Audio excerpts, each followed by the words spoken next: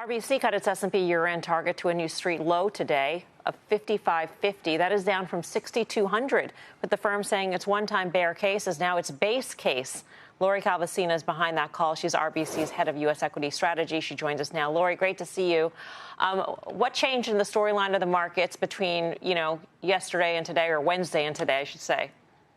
Well, it's a great question, Melissa. And I would say what we did this morning was something we have been telling people we were going to do if a certain condition was met over the past few weeks. If you go back to March 17th, we actually cut our target from 6,600 down to 6,200, and we refined our bear case a little bit to 55.50. Now, we came into the year, so if you go all the way back to November of last year when we first put our outlook out, we thought the market was still on a good path, but we also felt like there was a lot of policy fog and a lot of just fog generally in the outlook. So we put together a bear case, and we were monitoring that very closely, and we found ourselves this year talking about the odds of having to pivot to that bear case. And I think at the beginning of the week last week, maybe when March 17th, when we put that report out, I think I said 40% chance we might have to pivot to the bear.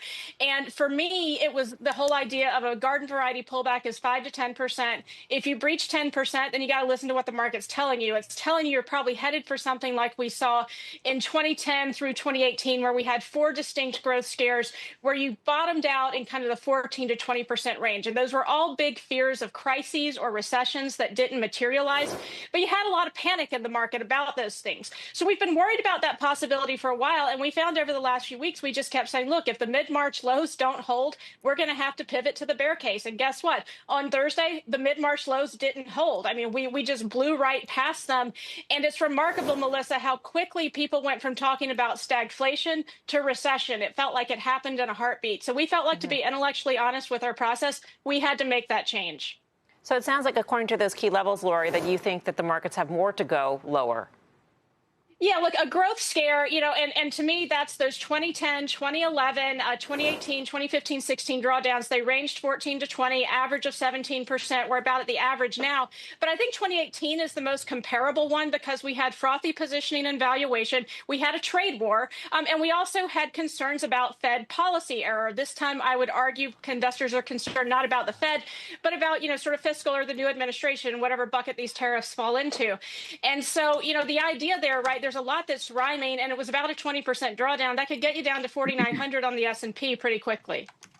Lori, you don't have an easy job, and with the situation being so fluid, what makes you have to pivot again? We saw the conversations with Vietnam today.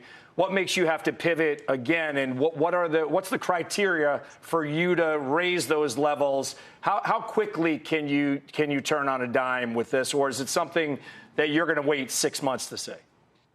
I'm not going to wait 6 months, Steve. I've just taken frankly, a different approach to price targets this year. I am so tired of people looking at strategists and saying, you guys make a call in January and don't change it all year. Well, you know what? We're just like the stock analysts. If conditions change, we go to our computers, we go to our Excel spreadsheets, we input the numbers, and we make changes. And so that's really how we've approached it. We've been a lot more aggressive this year with moving our numbers around. And I'll tell you, Steve, what changed between my 6,200 and my 55.50 is, in certain models at least, on the GDP side, I went from a 1.6% GDP assumption this year in real terms. I took that down to 0.5%, just on the cusp of recession, but not quite having one.